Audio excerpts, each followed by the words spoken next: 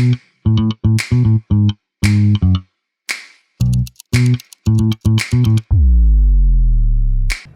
you, Devika, and thank you all for coming this evening. It's always difficult to actually describe a novel. So many things are happening in it, and this is a particularly complex and interesting novel. I would say I read it in I think in manuscript form when your editor sent it to me, and I was very struck by it. And I know other people that I've actually shared it with who immediately recognize it as a distinctive work, distinctive not only in form but also in what it attempts. It attempts to describe, I think, the very profound disruptions, profound ruptures in consciousness and souls in India. And some people might date that rupture, those disruptions, to that moment in 2014, when Narendra Modi came to power. But I think a lot had already happened before that moment. That moment was in the making for some time. Very broadly, I think it describes really how capitalist modernity came to India and scrambled social relations, human relations, transformed them forever. And that's a sort of reality. It captures like no other novel I've read. Tell us a little bit about how did you come to write this book, why this particular form, and what was the sort of basic motivation? Was there something about 2014, that moment with which the book begins, which struck you right away as unique, singular, something unprecedented had happened? Thank you, Pankaj, for being in conversation tonight, and thanks a lot to Wasafiri and Polis and Dialogue for hosting us. That's a good question because it's prefaced by what you said, which is that a lot of what came to the fore in 2014 had been in play for a long time before. So in some ways, this book was, it wasn't so much a matter of intention as just occasioned by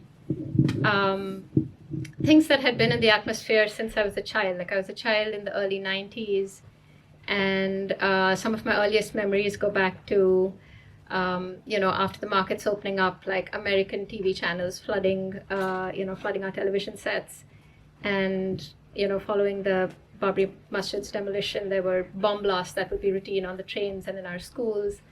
You had public posters of Gandhi being replaced by Ambedkar. So it's like there was all these things that felt quotidian. And by 2014, when the election happened, there was a sudden recognition that these were not quotidian, these were inaugural in some sense. And they were building up to this moment when the Hindu nationalists came to power with an unprecedented majority. And I, at that time, was kind of struck by the fact that despite having dealt with a lot of these things in my initial short stories and poems and so on, I somehow hadn't entirely seen it coming. Like there had been so much in my own life and either an atmosphere as a writer trying to look outward, writing about those bomb blasts and writing about communal strikes, which didn't see this moment coming in its entirety and in its magnitude. And so it was really to make sense of how that moment had come about, both in terms of like the kind of the macro forces that act on the individual and also outward, like in what way am I responsible, what way are my friends and family responsible for this. And then over the years that I wrote, you could see that this illiberal turn was something that's a pattern in other places as well. And so the urgency to continue understanding this moment kept expanding. And in terms of form, the motivations for writing a project really change over time. I wrote this book for over 7 years. And so what starts out as maybe a historical or sociological inquiry through the medium of the novel becomes maybe psychological, or what starts out as an aesthetic impulse might get ethically freighted as you go along. And so I feel there was this, over a period of time, it was not so much about telling a story as just, it became a sort of record of a protracted paying of a certain kind of attention that this entity of the novel makes possible. And were there books that you were looking to for inspiration? When I was much younger, some of the sort of stronger influences within the Indian, within Indian political writing had been Manto's work was really big for me. I think just the kind of regional texture of his work really resonated with me as someone from Bombay. Mahashweta Devi for just her humility on what we can know and can't know in depicting certain lives. Then there was all the big novels of the 90s. Those kind of map these big national and post-colonial histories onto family sagas.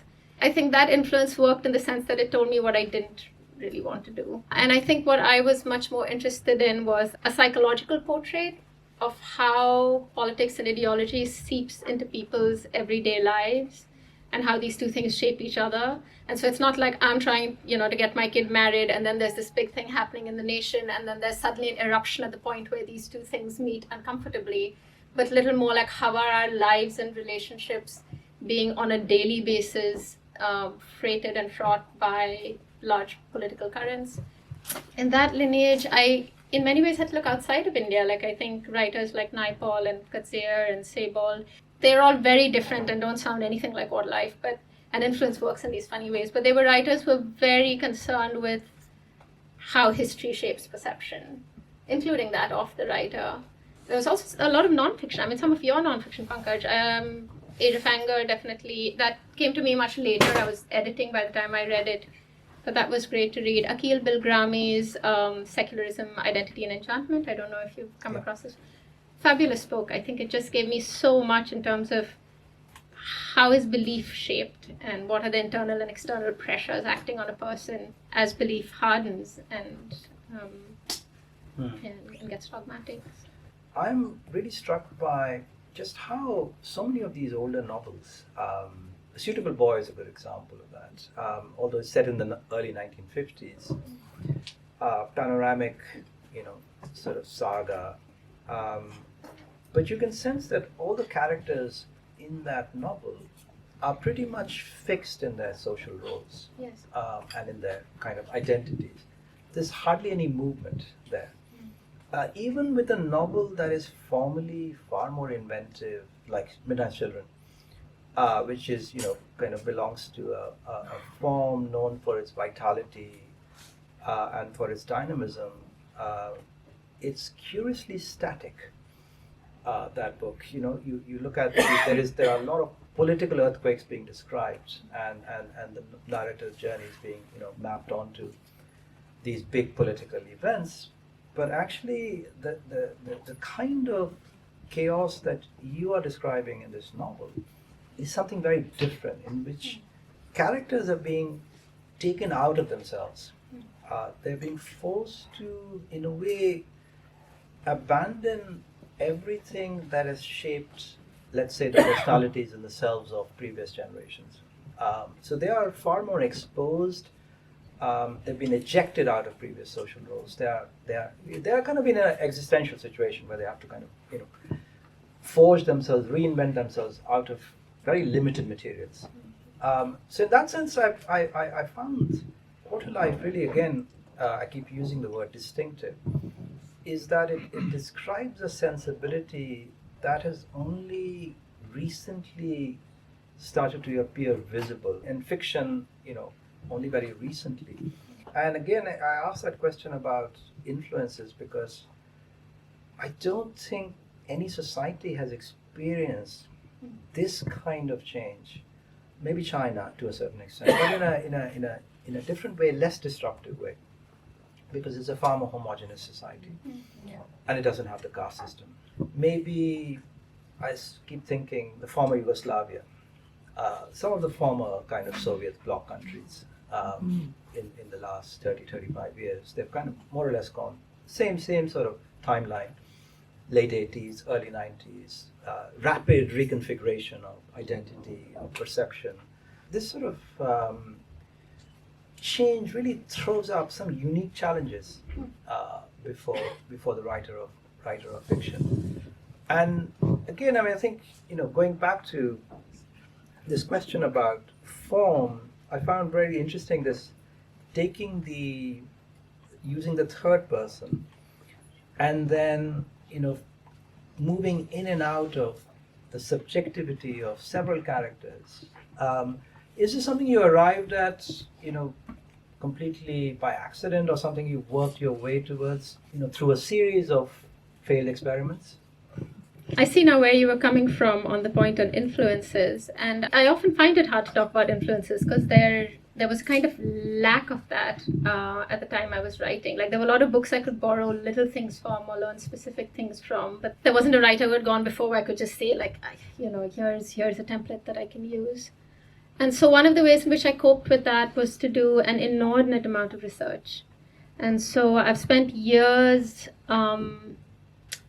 sort of living with the communities and people in the novel, whether it was right-wing organizations in India, whether it was young RTI activists, talking to people in the corporate world to see how they are thinking about the post-Modi moment. And in many ways, the form and and the material, it really got reaped off the ground. It's a book that's just reaped off the ground. And if there are things in it that are strange or move in strange directions, it's because the form reflects what I was out there finding, and which, to me at least, in my limited reading, I couldn't find easy precedents on how to incorporate this and metabolize this in the work. And so, to give you an example, when I started out with 3 characters. It's a book about democracy, among other things, so it had never occurred to me that it could be only one person. And I thought the 3 characters that I had picked up gave me an excellent vantage to the landscape that I wanted to study. So, for example, Naren is this character of someone who's gone west in the 90s and now come back, after working there in Wall Street in many years. And he has come back feeling incredibly euphoric about kind of milking this new economic opportunity that's being touted by the government in 2014. And for me, he is someone who epitomizes the kind of ambition and aspiration unleashed by the liberalization moment in the 90s. And then he kind of goes abroad, but things in the West aren't looking so good post the recession. And he comes back wanting to kind of seize that dream in India. And then you have someone like Amanda, who's this American woman who's come to India, and she sees the kind of underbelly of this big dream in the form of the work she's doing in slums. And besides liberalization, 2 other big forces that were unleashed in the early 90s that have changed Indian polity as we know it are a change in the politicization of the caste system, and of course the fall of the Babri Masjid and the rise of the right. And so Rohit was a character in his quest for an Indian authentic Hindu ideal that kind of mapped very well onto that. But I think as I got deeper into their psychology, and as I got deeper into sort of researching these areas, it just started to open up more and more and more voices. And there came a point where I just could not tell the book anymore from 3 points of view. It just felt like an undemocratic thing to do when there were all these other voices jostling to be on the page. And so that's why the novel kind of starts opening up, like it goes from 3 to 9 to almost 40 characters. And, and obviously there's a limit to that conceit. And there were times in the writing process when I thought, should I just go back to the beginning and start with a wider and more diverse cast? But I don't see what point that would have served, because any such project would have run into the same problem at some point. There is no 40 people who can encompass a nation. And so the idea, and so it became more about letting go of the hubris of a national allegory and instead trying to just betray the limits of the enterprise itself. And so in some way, what the novel's form does is pull the mat from under the idea that there are protagonists. Everybody in that book is on the penumbra of somebody else's life. And, in an ideal democracy, I think there would be no protagonist, but it's not an ideal novel, it's not an ideal democracy. And so we do have, there still are characters who dominate the novel, but I hope the novel's at least well aware of its own limits, and everyone jostling on the side of those holding the stage for a moment. Yeah, it just shows that if you start to actually describe the arrival of democracy not in this formal sense as routine elections or setting up of democratic institutions, but democracy as a revolutionary, potentially disruptive, potentially nihilistic promise of equality. which when thwarted or frustrated turns into something very dark and destructive. And so I mean I think again this is the first novel I've read which actually I suppose enacts, both describes and enacts this arrival of democracy where suddenly every voice is presumed equal and therefore has to be given the same kind of space. The older hierarchies, if you try and import them, won't work, won't stand, and you have to then actually reckon with the fact that democracy is far from being a very benign process. Yeah, it's actually a potentially destructive, and I mean it could actually assume apocalyptic forms because this promise of equality, if it's widely embraced, and if the conditions for meeting that promise of equality are not present, which is very clearly the case, then we are looking at a kind of low intensity civil war, which is also in some ways I hope I'm not exaggerating in saying that it does describe a kind of low intensity civil war that cannot possibly have a resolution, that cannot possibly be resolved. It can just continue and stepping away from the novel for a bit. You think coming back to India today, you think well the most one can hope for is that it remains low intensity, that it doesn't tip over into something much more confrontational and much more violent. I mean, during the 7 years you were writing this book, obviously India was being transformed quite sort of radically during that period. To what extent that awareness played on you when you were working on this book?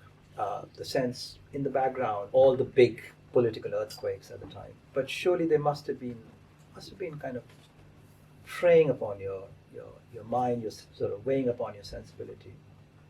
Yeah, absolutely. And I mean, the big earthquakes, as you call them, were not besides being a writer, I've also been a citizen in India for the whole duration of the writing of that book, and so I never felt. It never felt like background noise. It felt like the forge out of which the book is directly emerging. Every time there'd be an event, I would recalibrate what I'm writing. Really? So, for example, after Rohit Vemula's suicide, this was, I think, 17, or was it 16, when his mother, Radhika Vemula, was coming to Delhi to stage a protest. And we got the news. I was staying in Delhi at the time. All of us landed up at India Gate. And that was one of those protests that was sabotaged by the government. And so these big buses rolled in, everyone was packed into the buses. And finally, it was just this old lady sitting there, and she just wanted to light a candle. And there was maybe like 5 people around her. Somehow I was one of them. I think Anand Patwardhan was there, and they mistook me for his assistant. So they just allowed me to continue standing there.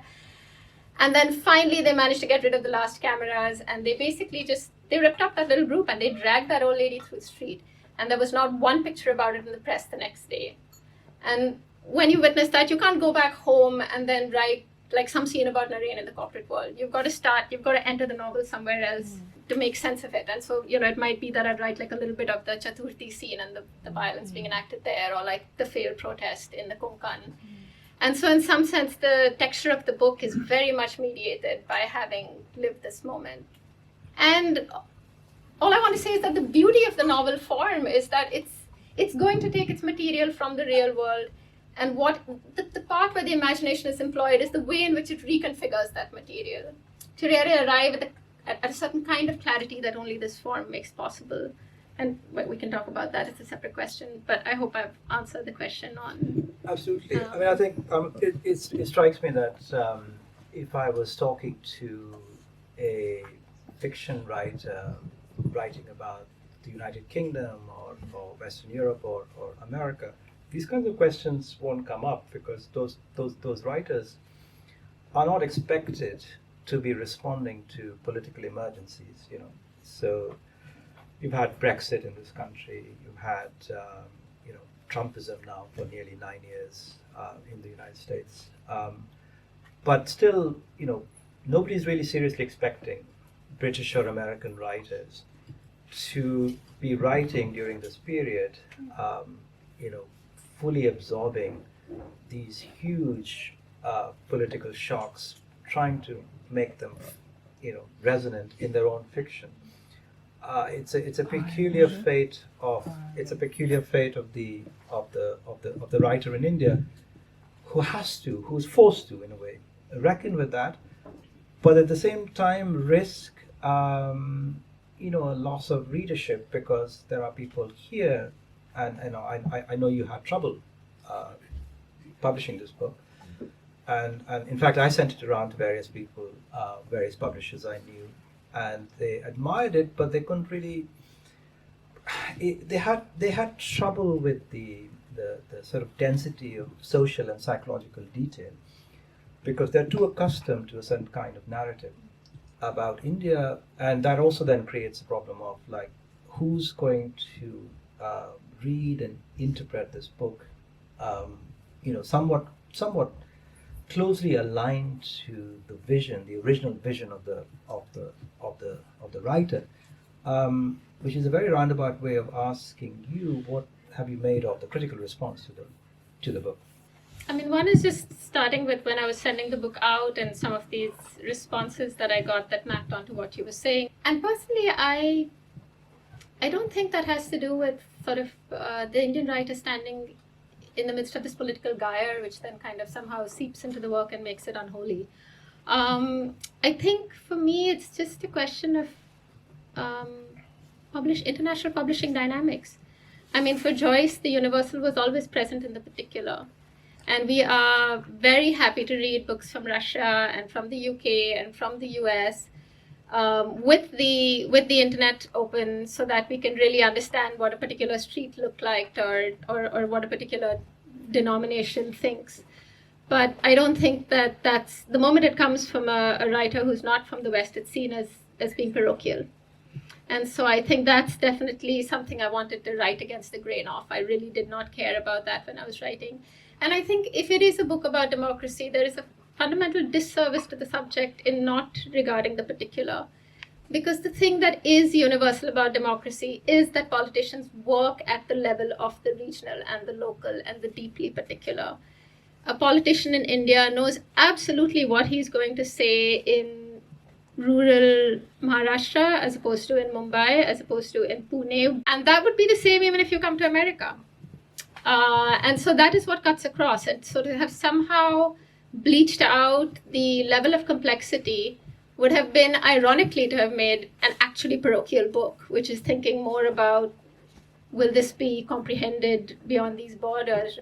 The second thing I want to say is that the work didn't run into trouble only in the West, where they had a problem with it being too granular and so on. It also ran into trouble in India. And I think there was a problem with the book structure, because it seems like trying to do anything abstract or trying to write a work that's guided by the consciousness rather than a storyline, again, seems like the purview of the West, right? Like, it's not what Indian writers, like, we should just stick to social realism from the first page to the last. And like, tell us what's wrong with your country. Don't, let's not get abstract. And so it was also very important for me for this to be a project that is both. And it doesn't limit itself to social realism. And I think the project of how where consciousness enters the work and how it shapes the work in a form of a certain structural logic was as important to the book as the level of sort of granular detail. Should we open this up? Questions from the audience? I was just going to say Irish writing. I was thinking particularly of Milkman is extraordinary in not pursuing the kinds of fictional narrative that you were describing you wanted to avoid. And I can't think at the moment of other Irish novels, but certainly the dynamic of the political situation in Ireland has filtered into writing in ways which are experimental and exciting. And I also want to say I think your novel is just stunning. I think it's absolutely wonderful. Thank you. And I like the way that you arranged it so that you introduced us to the characters in the first section and then moved on to the other sections like stalemate and so on.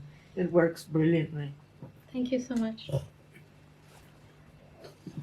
I hope everyone can hear. I'm interested in the role of love in the novel because the three main characters that you begin with are all tied together by different forms of love. But even when you open out into the sort of larger cast of characters, I find that opening to be animated by love rather than animosity. And if I think about India as an Indian myself, I always think about the love laws, and I think about how our political system, as it's evolved, has cut into the ways we can love each other. And sort of also the relationship between love and democracy and love as a political force. I was hoping you'd speak a little bit about that. I think one of the things that the novel is definitely very preoccupied with is the way in which ideological projects like Hindutva reconfigure intimacy and desire. And you sort of see that across the lovers and the friendships that play out in the book. And the novel doesn't take it doesn't have a very romantic view of it. I think mostly it charts the erosion of those relationships under these pressures. But I think just the fact that it spends so much time preoccupied with these like fragile interpersonal ties is perhaps testament to the fact that as I wrote it, I believe in the political value of the granular and of these ties. And I know that in the current world, it feels almost naive to speak of the political potential of interpersonal love or friendship, because how do you scale it up? But at the same time, not all radical acts of resistance have to be scalable. Ambedkar, late in his life, married Savita Kabir, a Brahmin doctor, which is something that a lot of political factions in India find very inconvenient. They would like us to believe that she poisoned him. But in his own last work, The Buddha and His Dhamma, he credits her with having kept him alive to finish his writing. And I think there is this liberal tendency, perhaps on the other hand, to not think of care when you're talking about politics. And for that to somehow be too messy when you're thinking about either political thought or great structural change. And so I see the limits. I see the limits of the argument for love as a political force. But at the same time, this is an important thing that you brought up, because the RSS has no delusions about this. Right, for them, marriage and love is not too small a unit not to be obsessed with. They don't mistake legislation for society. And so when you go into the field and you meet characters like Omkar, as one of the characters in the book says, Vikram says, to change a student's life, you have to impact the whole family. Mm-hmm. And so for them, their modus operandi works right from the press to the courts to economic policy, to this entire network of local religious, cultural, and kinship institutions on the ground that are their own kind of structure and that are spreading these roots that intersect, that give it power. And I am sad that the liberal left in India has no response to that. Like, there's nothing when you go on the ground. I mean, there's no apparatus, for instance, when welfare is needed. And that's exactly where the RSS will bring ideology and care together. And so I think it speaks to a naivety also to ignore the fact that interpersonal ties and relationships do have a very big role to play when you're talking about projects like Hindutva. I forgot to ask you to read something from the book. Oh, no, I actually had a question for you, and I feel now we have to choose between the two. I'd rather ask you my question. If that's okay? We have time for both. Yeah, I'll be doing it. I think first of all, congratulations on the World After Gaza. It's just such a very courageous book, and it's generated a lot of conversation back home. And I think one of the things that stands out for me in this book and some of your earlier work, like The Age of Anger, is just that there is a historian's rigor over there, but there is also a kind of novelistic imagination when it comes to understanding how history and psychology or perception interact. And you apply those to these vast collectives rather than just individual lives. One of the things that I've struggled with in the last year and a half of writing fiction is kind of what Vamika was talking about, like just convincing myself of the value of spending so much time dwelling on what constitutes and shapes the individual consciousness and conscience, as opposed to that of much wider collectives. And that is the project of the novel. I mean, it's the project of the novelist to work with individuals and small collectives. And I think one of the questions I just had for you as somebody who writes history and also writes novels is, what do you see these two forms bringing to, to our understanding and work in this moment? Well, I think, I've been, this is a profoundly anti-intellectual thing to say, but I've become much more skeptical of historical narratives. Especially when those historical narratives are not complicated by literary imagination.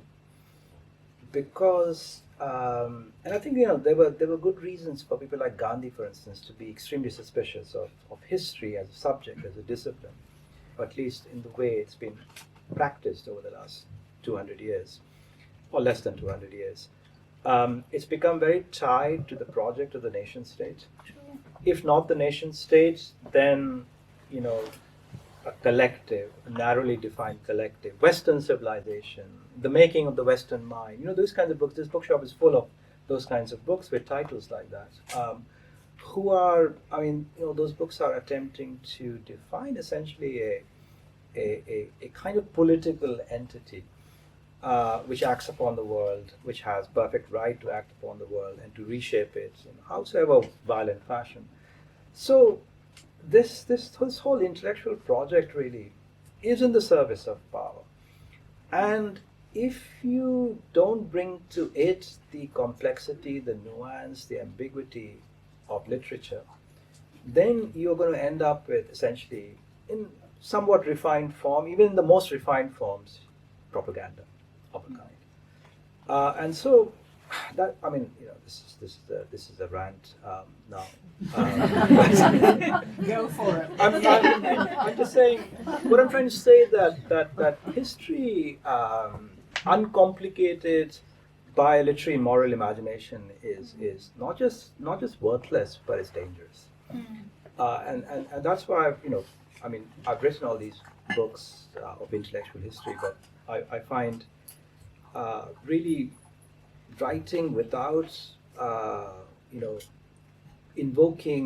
bringing into play the way novelists or writers of fiction have dealt with historical situations. I can't do it. I personally can't. I can't write that kind of history without taking into account even something like Age of Anger. It's like basically literary works is what I'm quoting from, because I think they are the most interesting, the most complex guides to history, even though they don't claim to be historical narratives. But this is not a satisfactory answer. Yeah. You've put so much research into this project. Why did you choose fiction? I just don't see those things as antithetical. I think especially in the form of the novel, you are always going to derive your material from the real world. And so then research is not a matter of writing some other kind of book, but just being careful about what you're drawing from the real world. And I, at the time I was writing this book, as Pankaj was saying, there was a time of such intense change that to go ahead with just my imagination of how people are thinking or what people want would have just been hubris. And so I had to go out in the world to see what was happening. And all novelists I know do research. And I think the novel, because of its porousness, compared to other art forms, like even when it's at its most abstract, in fact, the novel is much more liable to reproducing the malcontents of society if you're not conscious of what it's leaching in, and use the imagination as a kind of carte blanche to write whatever you want. And the place where the imagination enters the project, I mean, that's a much, I don't think we'll have time. There's like a long answer for that. But one or two of the small ways in which it does is that, for example, the novel works with composites. My sister read the book and said she doesn't recognize her or me in any of the characters, which I take to be a great compliment. So it's not autobiographical. But what you're basically doing is, say you're meeting multiple young men in a Hindu right-wing organization, and you're trying to see for what cuts across them, and to kind of distill that into a character, which is why those characters resonate, right? Like the friend in fiction is not like any one of your friends in real life, but it's kind of like all of your friends. It somehow distills the essence of friendship. And so I think some of that kind of observing you can achieve only in the novel. Another would be the inner life. These days you have creative nonfiction that's all about thinking you can't go into somebody else's head. The moment you do that, it's fiction. And the other is just to see how far a single writer's empathy can go. Like when I read books of fiction, there are times when I know that the writer has not been able to go beyond a certain point, and that in itself is telling. And therein also lies the project, therein also lies the task of the work, to betray the blind spots of the writer. And sometimes with my students, I kind of try to encourage them not to get so caught up in this culture of vigilance that they're too afraid to go into another perspective. Mm-hmm. There's a part of me that just says, put your cards down. Let's see how far you can go, do all the research, do all the reading, and see how there'll still be a lot of work of the imagination there. And so to push the bounds of that imagination, I think, is something that fiction allows you to do. Yeah. Should I? If you want to. Okay, I'll read one page. Yes.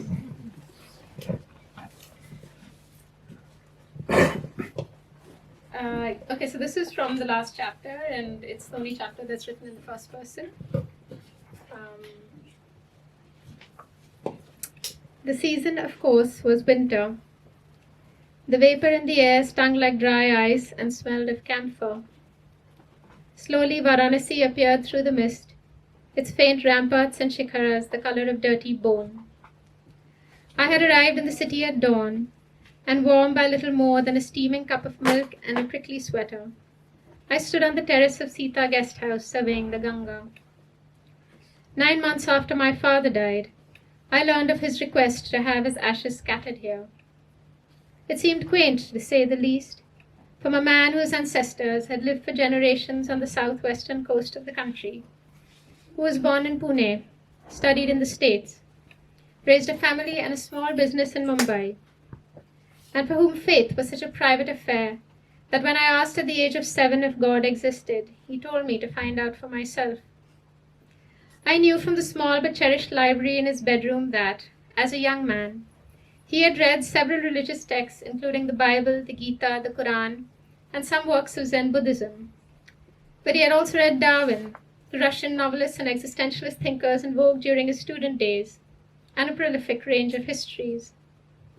And while I hadn't forgotten the quiet relish with which he would remind us that the idea of Swaraj and the man who wrote our constitution were both born in our state, he was quick to distance himself from Marathi people he considered extreme, like the Maratha sons of the soil or staunch Chitpavans, as opposed to his own privileged subcaste that he never mentioned, except with some embarrassment when asked outright. A year before he died, once politics was no longer beyond the purview of dinner table talk, he clarified his position as an unapologetic liberal. In sum, my father's yearning, as he died, for a city that he had never visited in his life, went beyond what might easily be ascribed to his genetics, education, or temperament. Were it to do with divinity alone, he might have requested us to dispatch his ashes exactly as my brother and I did, which was to drive an hour north of Pune and immerse them in the Indrayani river at the 13th century temple town of Arandi. While Hindus believe that releasing the ashes of the dead in Varanasi leads to freedom from the cycle of rebirth, Alandi has a local reputation for achieving the same. Varanasi, however, is mentioned in the oldest epics of Hindu literature, and Alandi is not. Any yearning that reached past Alandi to the fount of Hinduism itself was more than religious, it was civilizational. Thank you.